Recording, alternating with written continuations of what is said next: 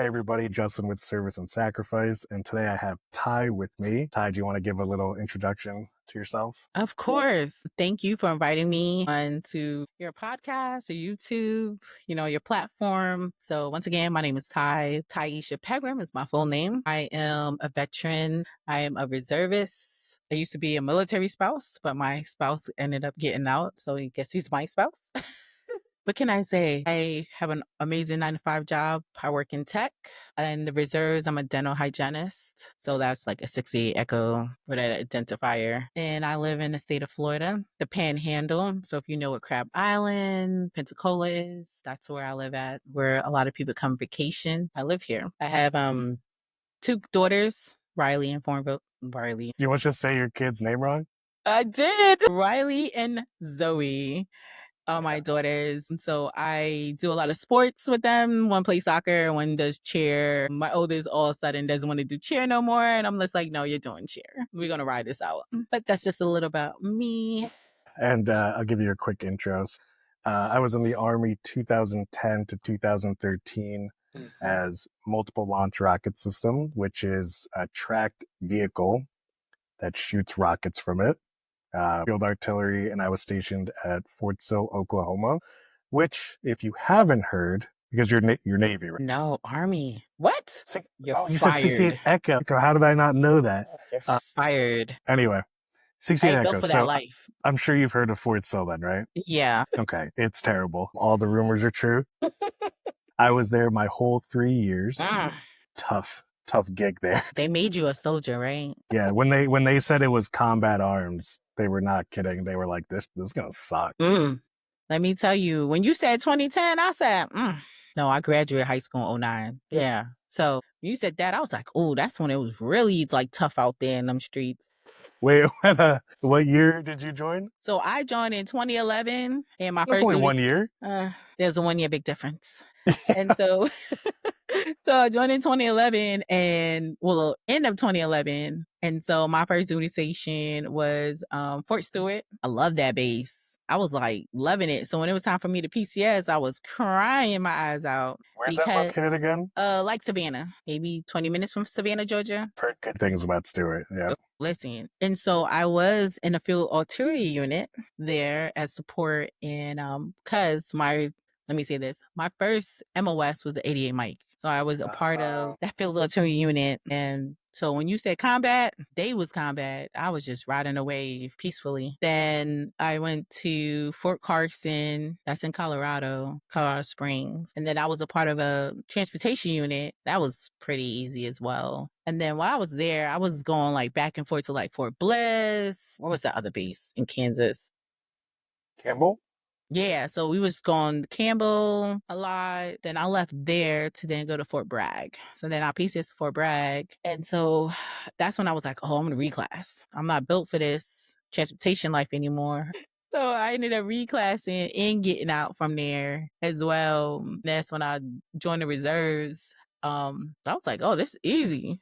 So, but dental work is hard. I ended up going to my reclass school in Fort Sam Houston in San Antonio. So if you haven't been there, that's where all the medics go.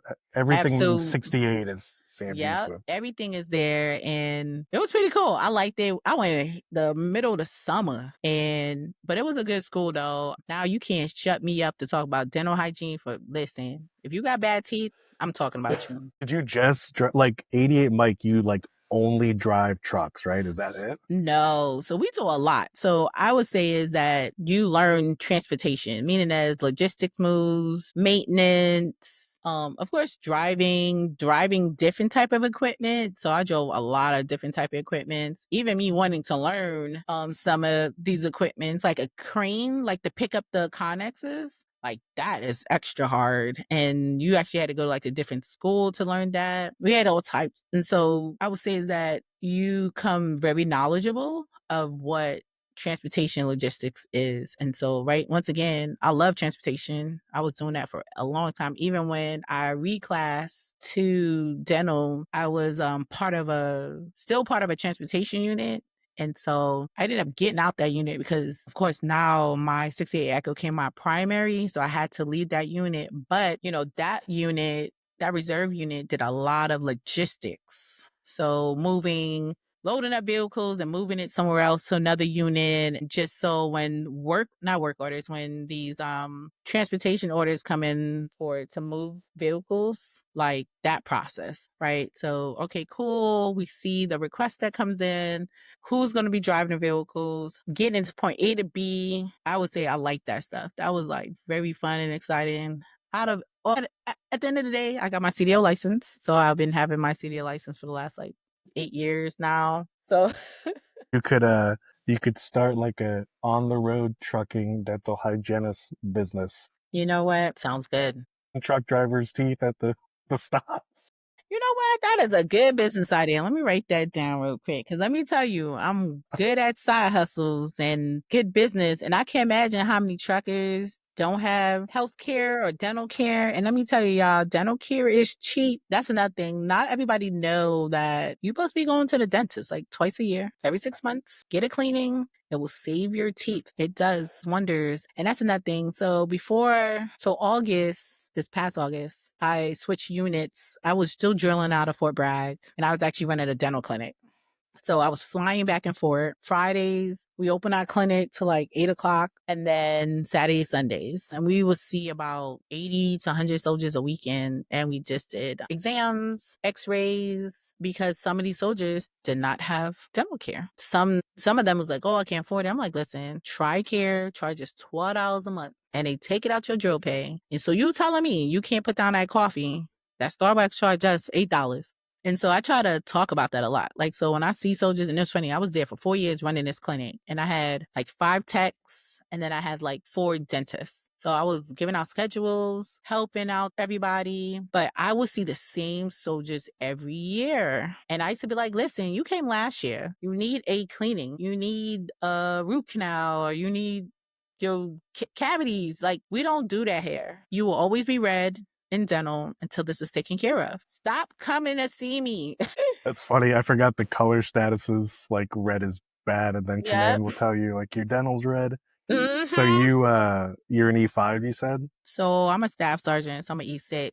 Got that big rank. It's struggle. And I feel like E6 is perfect. So it is, but not when you're in a unit where I don't know how to say it. There's a lot of us, but there's a big difference of when you have like 6 E6 and only one of them do everything. And all the other ones just be like, oh, I'm chilling, right? They go hide somewhere. They're like, dude, I don't know, right? But I'm like, nobody want to volunteer for nothing. And then, nobody want to do nothing. I'm like, listen, if y'all volunteer to do X, Y, and Z, the day goes faster, right? Or the mission go quicker, or whatever it is. Instead, you got one soldier doing everything. So I got to the unit, and then we lost our supply sergeant.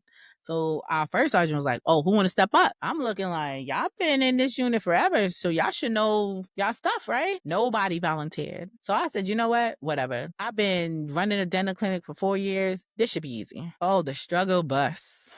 It's hard. You got to like order everything and make sure everybody gets stuff. It is so hard. And then getting like access to stuff. So now you begging somebody to give you access. And I'm like, listen, if you give me access, I don't got to bug you. That's like the struggle. And then I'm like it's one against like 100 people. So I'm ordering uniforms for folks that never got it before, right? I'm scheduling our monthly lunches for everybody. And everybody wants something. And I'm just like, and that's why I said, we have all these and then nobody's like, I'm like, hey, there's uniforms. I need to get with y'all soldiers and have them come see me. They know where to be found. I'm like, what's up? And then you got a platoon sergeant. He just be, and I'm like, listen, first sergeant need a volunteer. Well, let me get low enlisted. I said, no, how about you volunteer? I'm surprised nobody was voluntold. Yeah, and that's our first sergeant, he's like that. Like, he'll like, who wants to volunteer, do all this stuff. Like, he try to give people opportunity, and that's a part of leadership. Why I gotta tell you to do something? So when our first sergeant came in and asked again, right, who wants to volunteer and we just driving down the road, and I think our first sergeant needed somebody to just drive this bus down the road. And the one platoon sergeant was like, oh, let me find a low enlisted. I'm like, why don't you do it? He just needs you to go down the block. So stuff like that. Like I said, not everybody's meant to be a leader. And so once again, the military likes to promote folks. But then let's promote them, but then let's not give them these positions. Let them sit behind a desk, file paperwork, or do whatever they do. Like, give them something that they're good at. And that's what I think the military should do. We promote folks and they think, or it's that person say, oh, he's an E6, he's an E7. Let's put them on, give them soldiers. Let's give them these big old titles. And I'm like, yo, they suck. I know a lot of people when I was in. I remember being like E3. I feel like your eyes open at E3, right? Because like the first year, you're like, what's going on?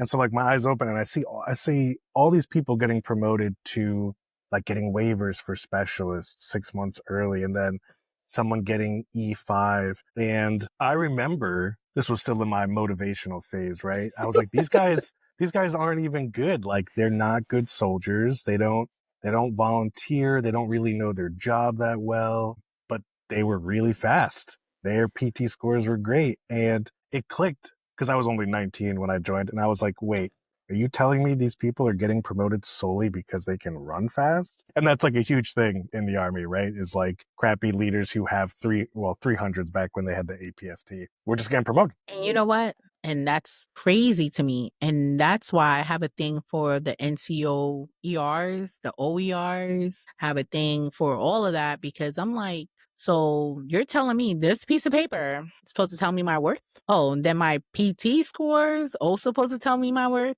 I said, that don't even make sense. I said, because what happened to everything else? Do you remember back in like 2011-ish, which is, I guess, when you joined? I think the rule's probably the same, but you can't get tattoos. Well, back then you couldn't get tattoos on your hands and your neck. So okay. I remember. Is that new? Is it different? Can you do that now? now? They got rid of that. But I remember when they did push it out, because we had to go in this room. Our leadership had us go in this room and one by one take pictures of our tattoos. And a bunch of us had tattoos. And I remember this one dude, he had some crazy stuff on his body. He was like, yo, I had a whole nother life before this. And he had to go get it covered up too. But yeah, I remember. Why is that determine what type of leader I am? So I think the rule just changed because they kept going back and forth on it. And like in 2010, you could have neck tattoos, or it was like grandfathered in. Mm-hmm. And this E5 I knew, who was busted down to 4, he got his like wife's lips on his neck tattooed. Mm-hmm. And it's very obvious, like you can't miss a bright red like kiss tattoo. And then he got promoted back to 5, and he was not a good E5. He just could run really fast, right? And I remember being like, you guys all know he just got that new tattoo. Like after they said you can't get it. And it was very like leadership discretion type of thing. Mm-hmm. But I'm like, I think it's like a Army-wide rule. Like it's not a leadership discretion. No, it's Army. Like they be like, you can get tattoos, but they gotta be like a size of like a quarter or something now, right? Gotta be really tiny. And so like you can't have nothing crazy, because my little brother joined 2020 or even 2021. He joined earlier, and so he had to get all his neck tattoos lasered off because it was in a quarter size. That's why I don't have no neck tattoos. let me tell you, I like my job, but I'm not gonna, like risk it and say, oh, let me get this crazy tattoo, just so I could test the limits. So those were my introductions into people just getting promoted because their PT scores were high, even though like they were not good at their MOS. And then certain people breaking the rules, but their, first sergeant was like, well, I like him, I'll promote him anyway. Now promotion for the reserves is a little bit different. When I first joined the reserves, it was like regular active duty, right? So you had to go to a promotion board, but not you physically, your packet. So you had to put together a packet, like everything, your PT, weapons, any awards, like it was a packet just like active duty. And then you present it to the board, and you have all the board members there, and they'll go through it. And then on the packet, they'll say yes, yes, yes, yes, no, right? Even with So the reserves are kind of different. We didn't need points, really. Points made you stand out, but they was looking for like on active duty. Is this soldier good at PT and this and that, right? Same thing. Yeah, no, right? Now it's more integrated. So in the back end in the system, it'll say, all right, the soldier got PT score, person got security clearance, this person, we don't need weapons because weapons is not a individual, it's a unit. So you don't need weapons. They don't like look if you're expert or. So once again, secret people, I'm gonna tell this. Things have changed. No, no. Weapons has always been a unit readiness. There's a big difference from individual and in units. Let's individual is PT and medical. Weapons is a unit readiness. So example, if there's 10 soldiers and a unit need 50% of those soldiers to get this green on weapons, only 5 need to shoot and pass. So guess what? I always fall on the other end of the spectrum. I go. I'm telling you, I don't know what it is. It's my eyes, my glasses, my shooting glasses. But I'll go and shoot. I'll do my part. I'll participate. I will put the stuff on, put the gear on. I'll shoot. But I can't get past zeroing. I'll be like praying that other folks carry the torch over. Do you struggle to get it in the 3 1/4 size? Yep, I sure do. I have bad vision and I don't know what it is. It's You're everything shooting all over the place. Yeah, I do. Honestly, I do. Even when I try my best and try to put my best foot forward, it just never works out. And so when I tell folks I made it this far without a weapons card, because reading is very fundamental. I have a fun fact for you. I rarely ever zeroed my weapon at the range. Me neither. I held my breath, which they were like, I definitely remember my E6s being like, holding your breath while shooting will not, it'll still like naturally go up. I held my breath and I was just like, bang, bang, bang.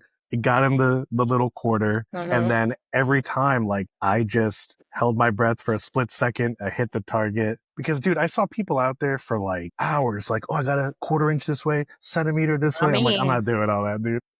I ain't doing any of that. I got stuff to do. So I went to range last month. We went to the range. We was at Camp McCain in Mississippi. And let me tell you, that was a struggle bus. And I was trying my best and dude was like, you gotta do this. Breathe. And I was like, listen, mister, thank you for coaching me. It's more than this. So I shot, didn't do my best. I think I hit like 5. And then I swear I hit like 5. And then 5 out of 40? Yeah. It was sad. It was a sad day. And then I said, you know what? I gave it my best, but I got stuff to do. So I had to go back to our admin office and I had to take care of some S4 stuff. And I was in it forever. So I said, listen, I can't sit here because once again, goes back to leaders and not being leaders. I said, I can't sit here and shoot 3 more rounds when you made to scrub 100 people on the OCIE, right? And that got to be sent up. I need to order pinks and greens before Sunday, and it's Saturday, and we got to drive back Sunday. So I don't think, because by the time I get back to our company, I got to open all the cages. I got to open all the cages, make sure everything goes back in the cage, lock up the cage, and I still got to drive home 2 hours. I said, I did my part. And I was so being honest to my first sergeant. I'm like, y'all asking for a whole lot, but it's only me. I don't know, probably because we were combat MOS, but like they would not let you leave until everybody. Yeah. Field artillery, they were like, we will stay here for 12 hours. I've spent 3 years with the FA unit and they were serious too. I remember going to the range. We would go last. My company would go last, and hanging out with them was pretty cool. Like they were like some pretty cool people, but they were serious. And then I remember a few times they was like, listen, we gotta get off this range. They was like, yo, listen, you need to shoot, but we're gonna help you. We're gonna help you. Yeah, I remember so many times sitting on the benches at like, the little range bench, and you'd watch that one private just like struggling, and that E6 was just like screaming in his ear, like, hold your breath. or like breathe out. I'm like, dude, just come on.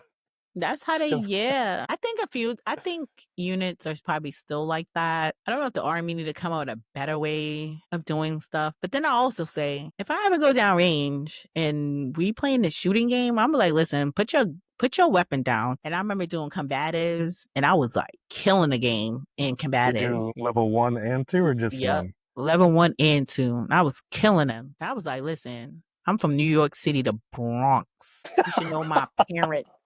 Is level 3 the one where they have like samurai swords or something? They have like the little wooden swords. I don't know. I remember level 3, they tried to put us in a cage one time. I was like, sucks to be the other person. I wanted to do level 2. I waited 2.5 years to do level 1. Like it just never What? hit. Dude, they wouldn't let us do it. Like it went by brigade. They were like, it's going by rotation, right? And I'd always ask them like, hey, can I do combatives? Like this sounds cool. And then finally, after 2-ish years, they were like, hey, our brigade is ready. Who wants volunteers? And I was like, can I please go? This is sick. I did level 1. It was exhausting. It Like is. it was 50% learn all these crazy chokes, which was sick. And the other 50% was the instructors being like, we're going to smoke the shit out. They cranked the heat up unbearably hot and you just got your ass whooped for 5 days, right? I thought it was just abusive. They definitely had fun with us, like just beating us up and choking us out. It was kind of like at some points I was looking at them, I was like, are you guys like enjoying this? Listen, like a little too much? I know, a little touchy. And then, so I was getting out in like 6 months and I got back and the instructors told us, they were like, hey, really crazy timing. Level 2 is next week. It's 2 weeks. I'm taking volunteer. And they were like, if you don't go, like your brigade is done with the rotation. So I went back, I went to my platoon sergeant. I was like, yo, please, can I go to level 2? It was so much fun. And he was like, I'm not losing you for 2 more weeks. What? Like, we got work to do. And I'm like, I'm getting out. I'm like, what work? Like, get the oil stains out of the motor pool? I was like, come on, dude. Like, come on. And they were like, no, you're not going. See, leaders like that irk my nerves. I'd have been like, yo, go. I'd have been like, go, learn some new stuff, come back, let me know what's up. I want to know what you learned. And I'd have been like, listen, I'll take up your workload. You know, and that's the type of person I am. When I was running my dental clinic, we really couldn't do nothing. And I mean nothing, like our unit and us, we didn't drill at the same weekend. So when we did drill at the same weekend, I had soldiers that wanted to go like the range that weekend or do a PT test. I had to arrange stuff with the unit to say, hey, I have a tech come in. This is her name or his name. Where are you going to be at? So I could drop them off or whatever it is. And then I'd be like, listen, go and come back. I got you covered. So I was either the one doing the x-rays. I was the one doing the exams or sitting at the table because, well, not the table, like the front desk. You know, I'll cover down. Like, why am I going to keep you from being successful, right? Like, moving forward. I had soldiers that came, they'll spend like a year and a half with me, and they'd be like, listen, I learned a lot at the clinic, but I want to be a part of the unit and do stuff. I'm like, go for it. Why am I stop you? A lot of these decisions, like I thought about all these experiences when I had to go to retention, right? Like they tell you when you join, and I'm not even talking about like the recruiters being like, yeah, you can do all this stuff that you can't do, right? Like you can just ask your captain to go to get stationed at another unit. Like you can't really just do that, right? BC is going to be like, absolutely not. What are you talking about? But I remembered all these things. Like we didn't have any opportunities. We had one, I remember one time our first sergeant was like, they're taking volunteers for air assault school. And I was like, yo, that would be so cool. You get a cool little badge, right? My sergeant had the badge and I was like, this is sick. And I volunteered and they put us in this little separate group of like, we did super intense training for like a month, all these crazy rucks and this and that. And then a month later, they were like, never mind. They're not doing it. I was like, what do you mean? Because they have to like, they always give those schools to the infantry first, like airborne, air assault. Yeah, seeing that. And they were like, you work in a tracked vehicle. Like, why do you need to repel from helicopters? And I'm like, I don't know. That's how you advance. That's it's cool. But the funny thing is then when we were going to deploy, we were going to deploy as an infantry unit. My spouse, my kid's father, he fast tracked real quick. And I met him as a PFC. Was he one of those 7 and 7 dudes? Listen, yes. Those guys were like mythical creatures, like unicorns. Like, you made 7 and 7? Listen, I don't know how, but you know what? I feel like it's like a male thing, right? But because think about it, as females, I feel like if you want this family life, we got to do it now, right? Having these kids and getting married and trying to build this lifestyle. If you want to do 7 and 7, we ain't having kids. We're not in school doing education stuff. Like our goal is to hoo all the way through. By that time, I'm 30 something. I don't want no kids, right? I want to be married, like, you know, stuff like that. So But he advanced quick. He got promoted to E4, went to BLC, went to airborne school, went to this school, that school. See, for me, it was like, I had kids back to back. Oh, I put education top of I have my doctorate degree. I'm telling you, like, I was school. I have 2 masters, right? So I was in school and I was like, no, you're not interrupting my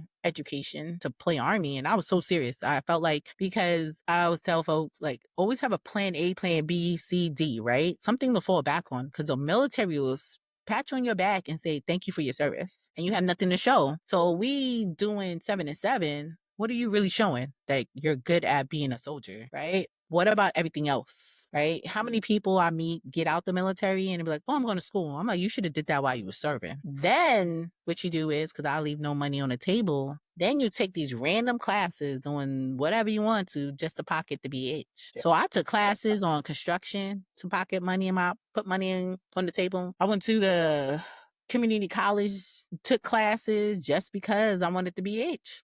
Why am I leaving money on the table? And on top of that, be like, oh, give it to your kids. How you know my kids want to go to school? They could go to trade school and I could pay $2,500 and my daughter could come a plumber tomorrow. Well, and I think you have to be in 10 years, right, to transfer it to your kids. Oh. And then you got to give the military 2 or 3 more years? Absolutely not. Yeah, I was like, I'm not making it 10, but. And that's another thing. Why am I, that's crazy for me to give my benefits to my kids to then owe the military 2, 3 more years. Y'all are wild. And then when my kid don't want to go to school, then I'm like, absolutely not. I don't know what my daughter's plans are, right? My daughter could say, listen, I won't stay home with you the rest of my life. As long as you working and helping with the bills, I'm not kicking my child out, right? My daughter said, listen, I want to be a plumber. Done. I'll pay that out of pocket. Trade school is cheap. I'll pay that out of pocket. But also what I'm doing now is, I would say, securing a bag, but generation wealth around this joint. So I own 30 acres, gonna start a farm and a bed and breakfast. Is this at your current primary residence or just like somewhere else you own 30 acres? Yeah, I got 30 acres about 30 minutes from my house. And then I have, I'm about to close in 2 more months on a commercial property. I'm about to start a limo company with my dad, and that's going to be about 20 minutes from my house too. So right now I'm doing stuff that where my kids could take over, learn and grow. And if they want to go do their own thing, fine. I'll help pay for it, but I'm not giving my BH for my kids. I don't know what is going to happen. BH was incredible. It was so nice. Because when I got out, I told myself I need 1 year just to like relax. So I didn't go to school for 12 months. I started working. I had 54 days of terminal. So I got out, chilled for like 3 weeks, and then I started working full-time as security. Okay. And I always picked up like crazy overtime, right? Because every time, I don't know, I just kept hearing like all my sergeants when you get out and they're like, what are you going to do? Be at McDonald's?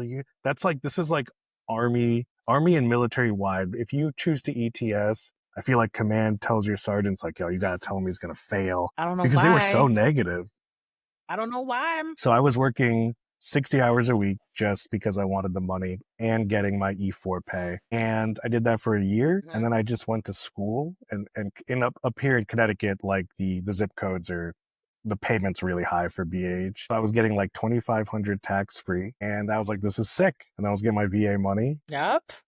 And I was like, I'm making way more than a specialist working like 70 hours. How are you? I don't know why the military put this crazy stigma that there's no jobs out here. So when I got off active duty, I did not take no terminal leave at all. I had a first sergeant that did not like me. And why I know he don't like me, and I knew he was going to do this. So there was another girl, while she was on terminal leave, he called her back, right? And I said, if he could do that to her, he gonna do that to me. And I knew he didn't like me because I was a commander's aide, and he did not like me. Like I was like backdooring him. I was a commander's aide. What is that? So, like, I was the commander assistant. So I was answering emails for him and all other stuff. And he did not like that. Like, when somebody needed something, I'd be like, oh, I like you. So let me, so I'll take the packet. I'll be like, I'm going to do you a favor. And I'll go to the commander and I'll be like, hey, sir, and get it all signed without the first sergeant looking at it. Right. And he did not like that. He did not like that because he'd be like, who signed his reenlistment? I'd be like, the commander did. Why didn't you put it in my office? I'd be like, I didn't think I needed to do that. Right. So anyways, so I did not take no terminal leave. I got my DD-214. I went back to my company. I had like already like transitioned. I was sitting in my old desk and I was sitting there and then just waiting on formation. I remember my first sergeant said, oh, come here, get your platoon sergeant. So I'll go get my platoon sergeant. We go in his office and he like, I know today your last day. And it was just acting wild, like saying some wild stuff. And I said, is that all? He like, oh, you could get out. I'm like, you know what? You right. I didn't go to formation. I ended up starting a job at like 6 p.m. that day. I was a director of a Boys and Girls Club. So in Colorado Springs, they had a few centers and I ended up getting a job as a director at one of the bigger centers. I said, you know what? You right. I'm going to work.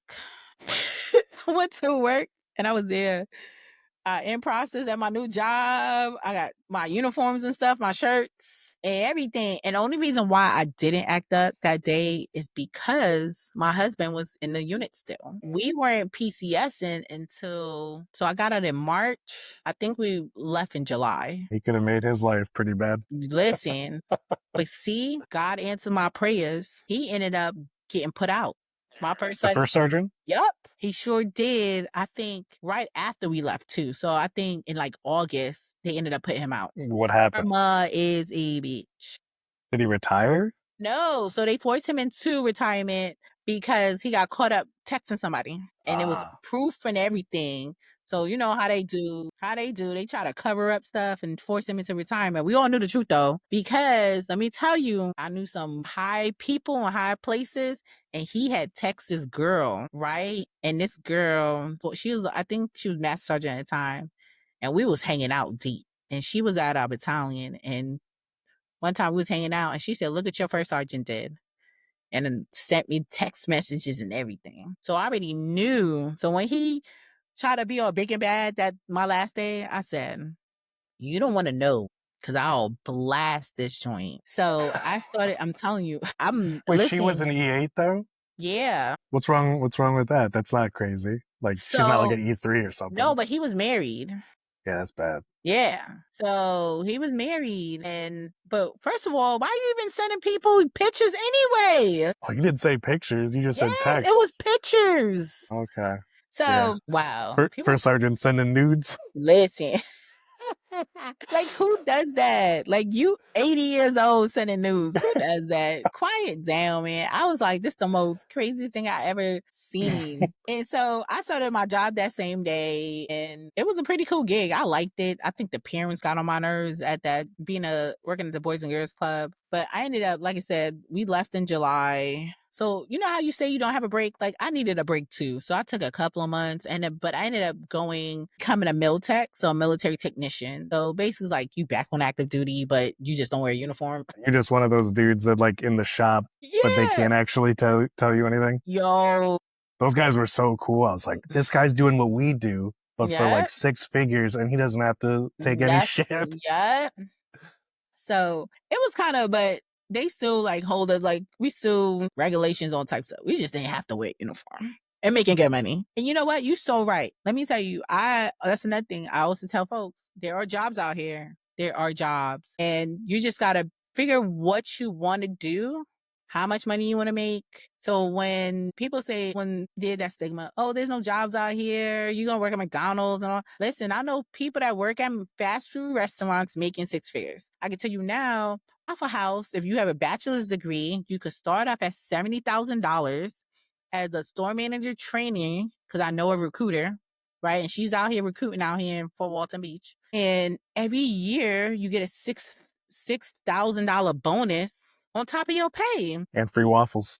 And that part, listen, I'll be eating every day over that joint. So there are jobs out here. Matter of fact, like this one dude I know, he got off active duty and he became a recruiter for Disney. Yeah, that's cool. Right? I know several folks. Matter of fact, I met this girl out here. She was getting off active duty in the Air Force. And I was like, oh, there's jobs out here. Here are some of the government contracts. Like, look through them. And I said, government contract is easy to get on. Right? Yeah. One of my good friends right now, she retired 20 years. I was like, there, girl, you got to be posting on LinkedIn. You got to be. She should be good, though. If you get your retirement plus VA, you should be good. So she is, but she wanted to work. Like sometimes when you still 30-ish, you still want to work. Who want to just, so she wanted to work, right? And guess what though? It paid off because she's making like 110 right now. And it's her first civilian job. Like she retired in February and like 2 weeks, she interviewed and like a week go by, she got the job. A lot of vets go to Disney and they be the security guards, like at the front where you go into the park. Easy job. And I think they pay like 25 and then you get like all the Disney benefits, like, and you just stand there. Listen, it's perfect. All I need is Disney benefits. How many times first of all, them $300 park tickets, and especially when you got all these kids and all your kids and your family members want to come, I'd have been like, yo, it's free. Like, when are we going? They get discounts on the cruises. Like, come on now. And that was another thing too. When I was really, really getting off active duty and getting off and just trying to figure out stuff. So I have a master's in nonprofit management, and I was like, oh, I'm gonna just work at a nonprofit. That's my jam. I love it. Know everything about nonprofit work.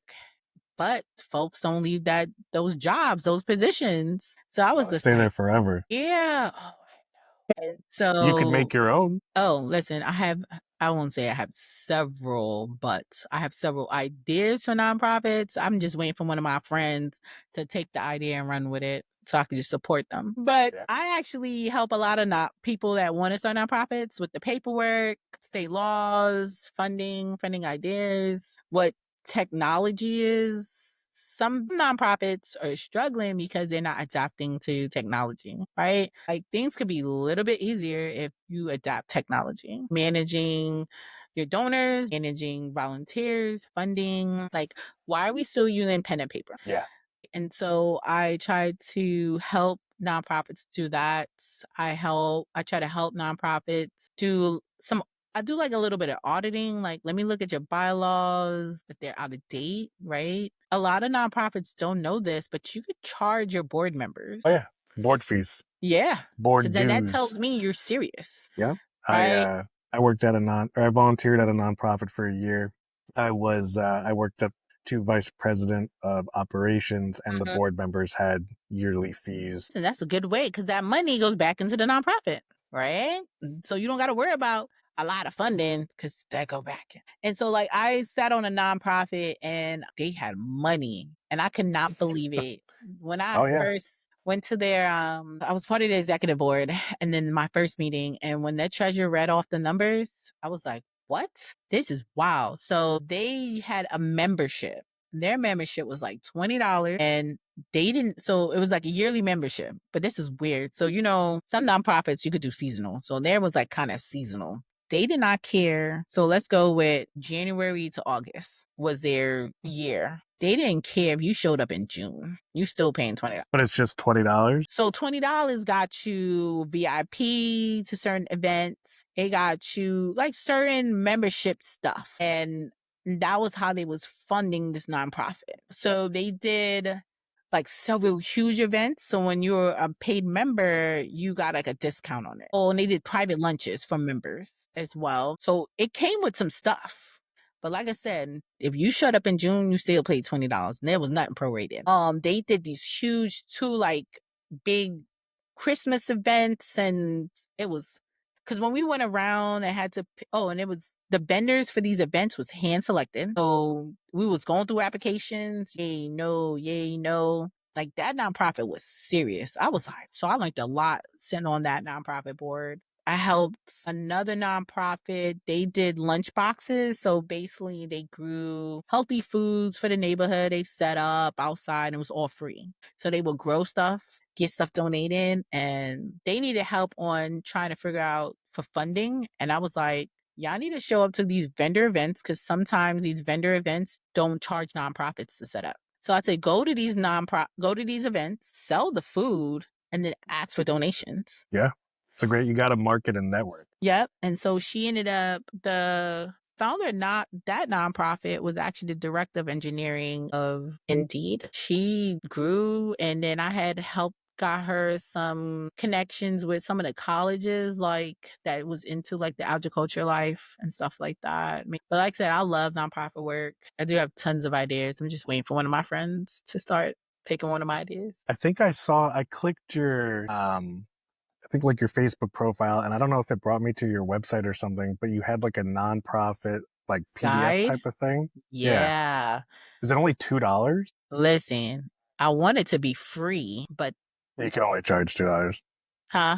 The lowest you can go is like $2, right? No, it will. So if I put like 0, the person on the other end that's trying to buy it, it's still the platform still have you like you still got to put something in like a donation.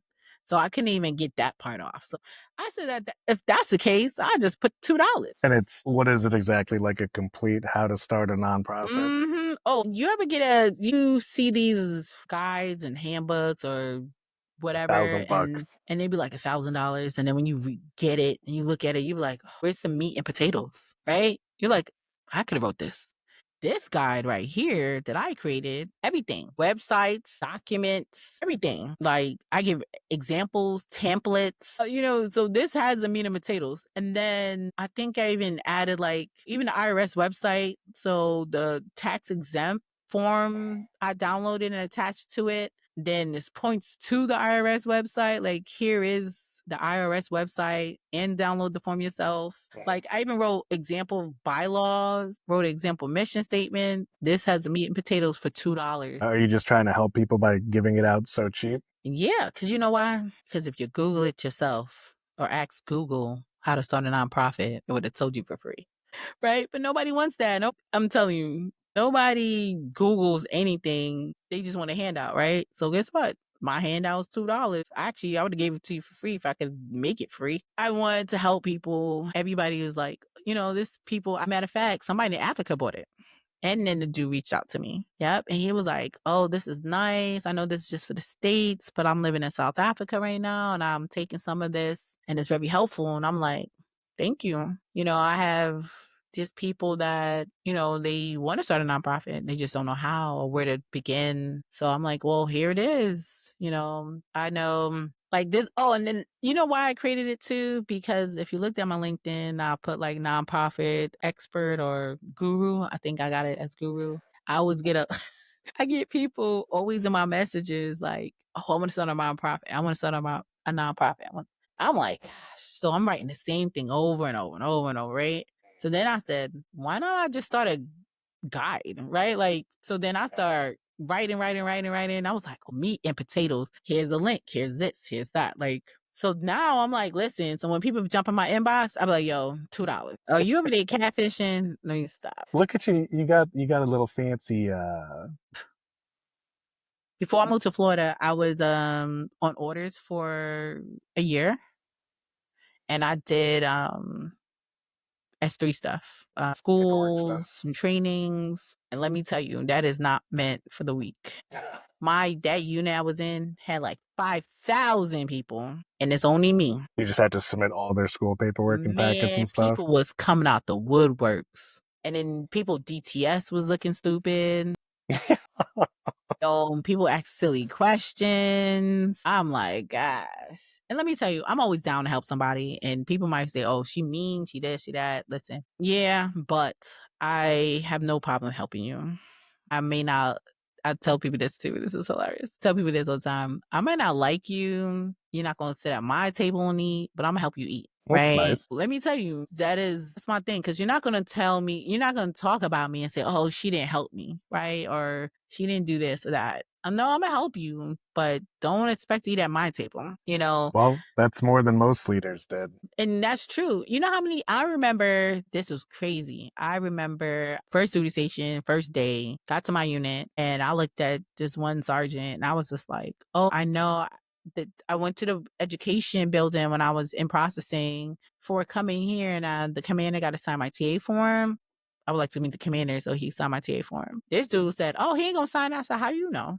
He didn't even get to talk to the man yet. I'm lost. How you just gonna say he ain't gonna sign it? How you know? I said, once again, I would like to talk to the commander. You did TA as soon as you got in? Hell yeah. I have a painful TA story. I tried to go to school while I was in, and I couldn't for multiple reasons. The main reason is because we went to the field so often and did trainings. And let me tell you, some people were able to do it. Like I saw dudes who would leave the field in a Humvee and go back, shower, change, and do class on post. And I was like, oh, cool, can I do that? And they were like, no, it's only for select people. So basically their favorites, because you couldn't miss it, obviously, right? You couldn't miss class. And they were like, we won't let you leave the field, or we won't let you leave at, earlier from formation so you could go. See, that's so unfair. And so I was a part, like I said, I was part of field military unit, and they said the same thing. And I said, well, that sounds personal.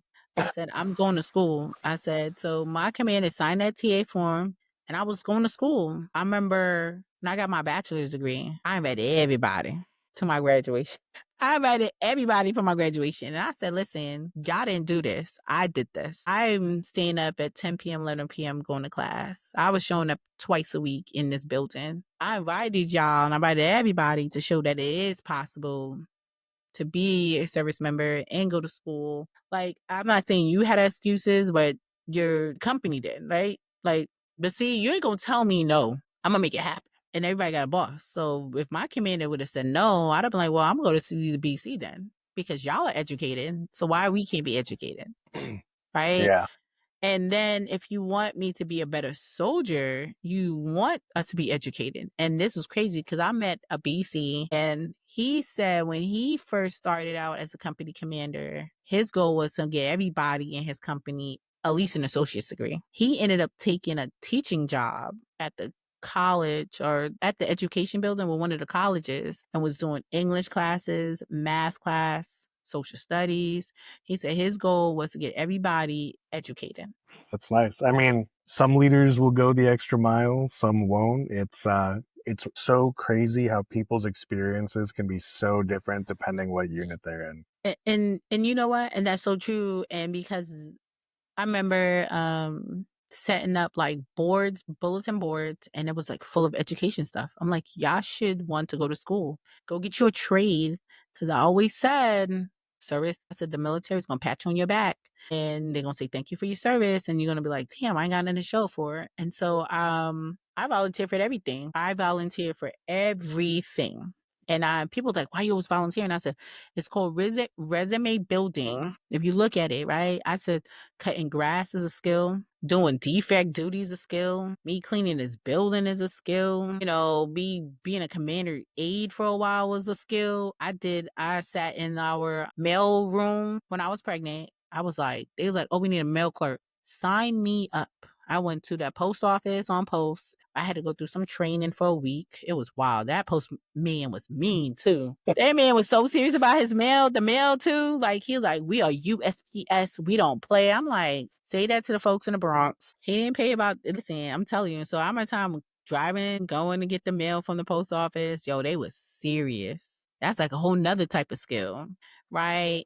So I always volunteered. And so people used to be like, oh, she always. I said, listen, don't worry about me. And I remember when my unit deployed, all the females stayed behind. Oh, that was like a whole nother issue. All the females stayed behind? Yeah, because it was only like 5 of us. And they was going to send us 5 females with a whole bunch of males. And so safety came an issue for us. And this was like 2011, 2012 when people still try to touch people. So we was like, hell no. I remember our brigade came down and he sat us down. He was like, I'm here. I want to listen to your concerns.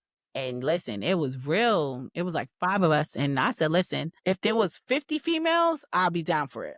But it's only going to be 5 of us. I said, absolutely not. I said, and for you to even say that when the list came down or whatever, and you looked how many females, the audacity of y'all to even still try to carry through with this plan. And then, but yeah, we ended up getting dropped from it because it was a safety thing. Like I said, this was like 2012 and 2013 and people were still trying to touch. And I was not for it. I heard all the stories and I'm like, I did not want to put myself in any type of position because you don't know when you could trust anybody, right? Like, yeah, we cool here in the States. When you get overseas somewhere, people start tripping. Yeah, definitely a lot of stories back then. And when I joined in 2010, there were no females in combat MOSs. Like the only females we saw were a handful of lieutenants that were just like forced to be, you know, our FA, LTs, medics, and then like supply people. But like the platoons were all dudes. And then as I was getting out, literally about to sign out on terminal leave,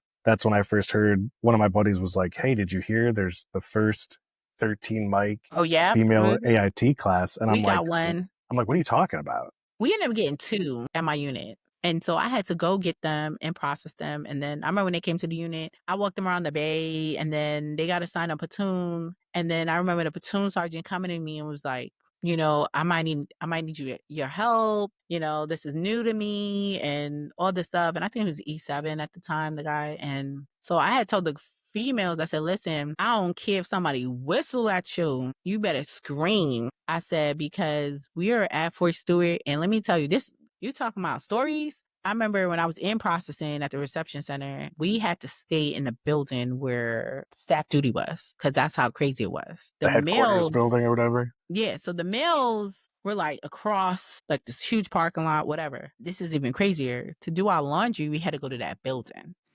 We had the girl that was in my bay. She was like, I'm going to do laundry. I was like, all right, cool. So I know you at, right? Shorty come back running, screaming, bust through the door. I'm like, what? She said, this dude tried to lock the laundry room with me in it, and he chasing me. I said, what? So then we go to staff duty, told them what happened. So the next day, you know, they did some type of investigation, whatever. But then this female sergeant was like, moving forward, battle buddies. I was like, I didn't say but it was just like, are we really, this is crazy. Yep. So every time a female left where we slept at, right, we had to go to staff duty and let staff duty know where we was going. And you had to have a battle buddy. That's how serious it was. And the stories were real. And I was just like, listen, when I got to Fort Stewart, it was real. So then going to a FA unit, I was just like, don't look at me. Do not, because I bite. We had a lot of female mechanics too. I lived off post, but I heard from all my buddies, like, barracks life was just insane. It was like one or the other. It was either like 10 o'clock random inspections, NCOs knocking on doors, or it was just like party, crazy party. I feel like nonstop. So the females, it was 1, 2. So it was me, Belle, Hall. It was like 4 of us. And we had to stay on the first floor next to fire guard. I remember that. And then above us was the next 2 floors were the people in my company, but then the next 4 buildings were the battery. So they was doing crazy stuff. My building was just like, you know, we had the cooks in our building. We had our mechanic folks, you know, people that was not a part of the batteries. So we was just chill. But it was the batteries. They were like always doing something, always partying. I remember one time we had like this 5 a.m. like a barracks inspection, and they, you know, you can't have no overnight guests. Here come the overnight guests coming out. I remember like they was doing some crazy stuff. And I think why we didn't do crazy stuff was because one, fire guard stayed in our building. And then our like first sergeant and commander at the time they was just wow, they was tripping. So we didn't want to our first sergeant, he was really tripping. So we knew we didn't want to piss him off. And then our sergeant major, he was crazy. And he was a cool guy, but he definitely could be extreme. And he was more extreme with the batteries than us, but they did not care. They was on some trip and stuff. But yeah, there was a lot of stuff that was like getting, you know, swept underneath the rugs. And yeah, it was wild. But I know I stayed in the barracks for a long time, and I was chill. I was always like in school, and I was in my room. I was sleeping. Oh, I remember. Then when my unit deployed, so when the batteries left, it was like not a handful of us, but I post staff duty like every other day. And people was like, why are you doing that? And I said, because I'm in school. This is smart.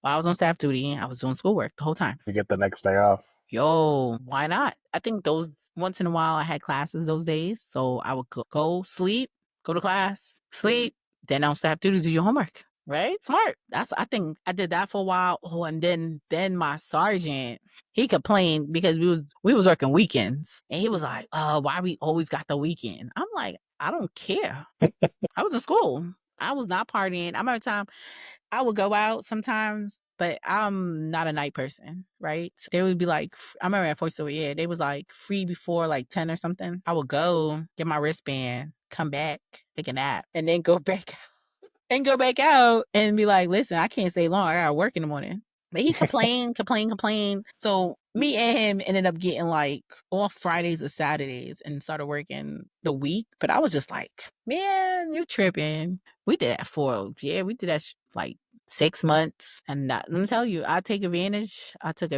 of a lot of free time, volunteer stuff that got me out of the company, out of the motor pool. Because like I said, my priority was school,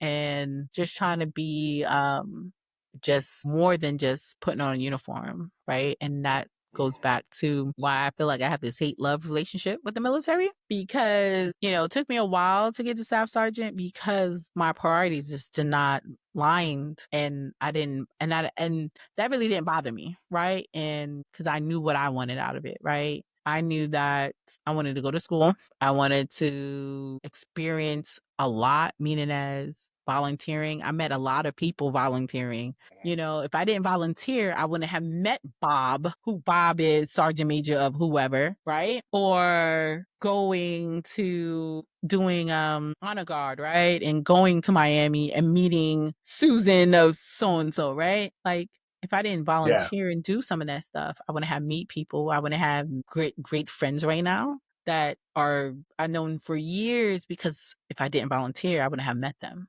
right? It's good experiences too. Correct. And then also, if I didn't volunteer for a lot of stuff, I wouldn't have been so knowledgeable to be able to help others. So I always make it my business to learn more, do more. So when people ask me silly questions, I'll be like, yeah, I got you. Like, that's like me volunteering now for my unit supply sergeant. Like, I knew a lot of stuff because I helped when I was in another unit, but to actually be the one sitting behind the desk and ordering stuff and putting in requests and hunting down folks, like, if I didn't volunteer, I wouldn't have known, right? And so that's why I tell people, like, volunteer, do more, do stuff. And, but you know what? It's fine. Like, I want to go to instructor school, and because to be an instructor for dental. I like dental. I like to be an instructor. I like coaching. I like mentoring. And that's just me building my skill set, right? Like, going to instructor school, they're going to teach us how to be an instructor, right? I already have that skill set. So I just want to know what the military is how they teach this, right? I already know my job very, very well. I know how to be an 88 mic as well, transportation operator very, very well. Me going to instructor school is just one more good skill set and identifier to being a better soldier, right? Being a better leader. It goes back to thinking about those sucky leaders you had. And you're like, I know I could do a better job, right? You're trying to get 7? Listen, so let me tell you this. So not as a 6A Echo. We do not it goes back to reserves, right? So promotion in the reserves is weird. There has to be an open slot. And that goes by mileage. So that's why we don't do points, really. Somebody's got to retire. Correct. So for me to make E7, I still got to meet the time of grade, time of service, right? PT, security clearance, whatever they ask, right? And of course, reenlistment. But we got to put mileage. So for my home of record, you got to say, cool, how far do I want to drive or travel? So if I put 100 miles, that's probably going into Mobile, Alabama, because that's where I drill at now. And that's probably also 100 miles don't even get me to Orlando, Florida, right? But yeah, it depends how far you're willing to travel, because you could get like other units. Oh, but then that's 500. So I'll say I put 500 miles. So that's going to be 500 miles circle, right? But say there is not one E7 slot for my MOS. Now I got to put 1,000 miles. So 1,000 miles probably get me to Puerto Rico. How are you going to get to Puerto Rico? And let's pray to goodness there's a E7 slot there for me as a 60 Echo. So for 60 Echo, I think I only met 5 events in the reserves. And a lot of us on active duty don't even make it that far, right? I met 1 master sergeant that was a 68 Echo, right? 1. I've been in 13 years, last 8 years or 7 years as a dental, and I only met 1. So that tells me, cool, either I go back to being an ADM mic as my primary MOS to make E7, right? You know what's crazy? There's a transportation unit that's an hour away. So guess what? I bet you if I go in the system and pull their roster, they probably have an E7 slot. right? So I could see E7, but I'm gonna have to get out of dental. And that's the only thing about the reserves, right? There has to be a slot. So a lot of times when folks be like, oh, I didn't get promoted this month, I'm like, what's your mileage? They be like 50. I'm like, that's why. As soon as they increase it, oh, they get picked up because they fill in slots. Of course, everybody want to be 50 miles from their house. That ain't nothing, right? And so, like, one of my friends here in town, she's a paralegal in the Army Reserves. Fancy. And oh yeah, she's in an awesome unit. And so she needed to get picked up, and she was like, yo, I keep getting overlooked. I'm like, what's your mileage? And she like 50. I'm like, first of all, you ever seen a legal unit around here? So she ended up extending it and putting like 500, and sure enough got picked up and made E6. I told her, I said, you know, that's what it is for us in the reserves. So a lot of times, a lot of people refuse to travel, so they don't change their mileage. And I get it, because it's a lot of work. I did it for 4 years. And you talking about tired? I was burnt out, and I said, it's time to go. So I transferred, and here I am now, 2 hours away. And that's better. Like, oh, I don't mind that, driving 2 hours, you know, and they do pay for mileage, but I never put in. I'm like, listen, keep your little $100. I'm good. There's other folks that drive Take it. farther. You know what? I said that, but I need to go in exactly to see how much it is, because I don't even know. I think it's like 45 cents a mile. I'm like, that ain't nothing. Like, my gas is $25, full tank, $25. I could drive that back and forth to Mobile, Alabama like 5 times. A Honda Civic or something? I got a Ford EcoSport, and it's small. Got it small, so I keep people out my car. Like, you can't pick people up because you can't fit anything. Listen, when I go grocery shopping, nobody's allowed because can't fit. Swear to That's God. funny. I'm telling you. And then I'll be like, then my kids be like, oh, drive the truck. No, I'm not driving the truck. That means y'all want to come with me. I can stay home. Gonna make the grocery bill go up. Yo, you know, little kids be like, let me get this. No. Then I'm one of those parents, though. I feel like I make too much, and then I feel like I'm rich when not really. My kids get what they want. Yeah, then they get used to it. Oh my goodness, you ain't lying. I'll be like, listen, put it back. Telling you. But be chill, and I understand, like, sometimes this corporate life be lifing and the military be lifing. So like, this is why I got drill this weekend. And it's my birthday. And I was supposed to take Friday off, and then all of a sudden my manager got 2 meetings set up to do other things. I'm like, there goes me taking off. And I'm like, Could have taken off sooner. I know, that's what I said, but see, smarted. I never work my birthday. For real. So you know what? I'm doing breakfast before I clock in. So I feel like I'm not really upset. And the girl that I'm going to breakfast with, we actually got the same birthday, same day. So I said, good, we're going to do an early breakfast and then chill out. The end of the month, though, me and my 2 friends, close friends, we're going to go up to Biloxi for the day. That day I took off. So I said, good, we're going to go up there, gamble. I said, I'm only got $20. That's all I'm taking. I said, I only got $20. Are you really? Listen, I said, I'm going to try to only spend $20. Hopefully I win big. Because if not, listen, listen. Because in my head, right, I'm like, $20. If I go up there and spend and think I'm going to spend $100 and then lose $100, I'm going to be upset. So why not just take $20 and try to win big? Sure, let me know how it goes. Yo, you know I'm coming back broke. Probably going to spend $100. Before we end the episode, do you want to give any advice to either veterans out there or active that are getting out? Of course. Best advice I could say is do more, right? Yes, either you transition and now the military, but what does that look like? What does that look like once you get out?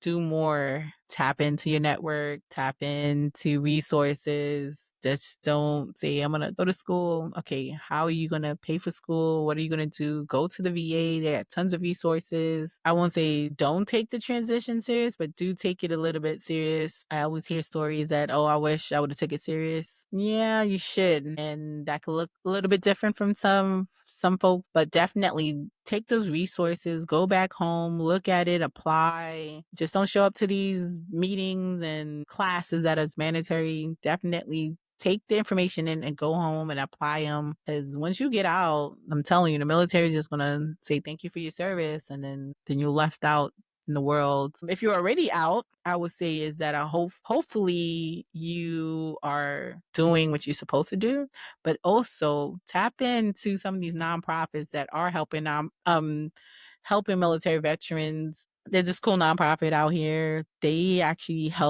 not help, but get veterans out their home and hang out once a month.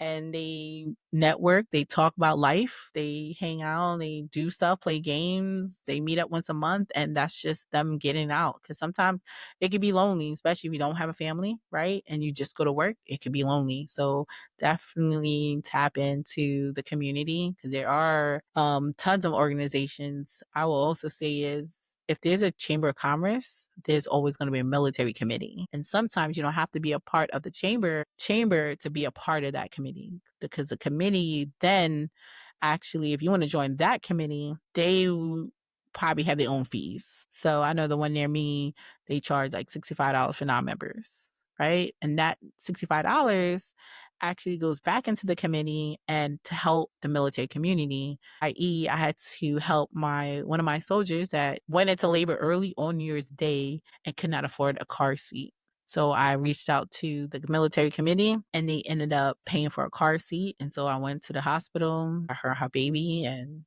took him home. So definitely, I would say veterans out there, spouses, tap into the community for help, guidance, because they're there for that. So that is my advice. Yeah, definitely. You mentioned you had a podcast. Do you want to like drop your socials, or All right. if you don't, I So could just edit this out. so if you want to really connect with me and see what I'm doing 9 to 5 on my off days, it's LinkedIn. I live on LinkedIn. I do post a lot on LinkedIn. I post a lot of jobs on LinkedIn, post a lot of resources on LinkedIn. So you can find me on LinkedIn. So my name is Tyeshia, Tyeshia Pegram, Pegram, Thornville. I know it's a mouthful. Fornville.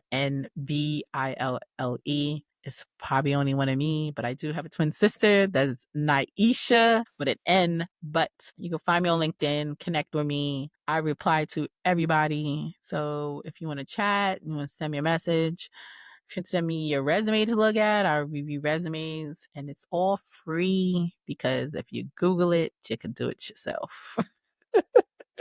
Awesome. Yeah. And if you want to start a nonprofit, it's only $2.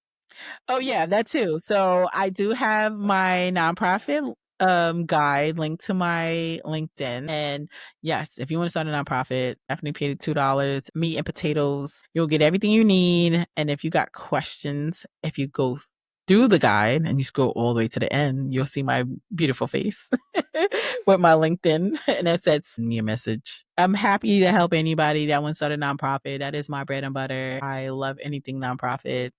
So if you got a crazy idea, go for it. I'll help support that.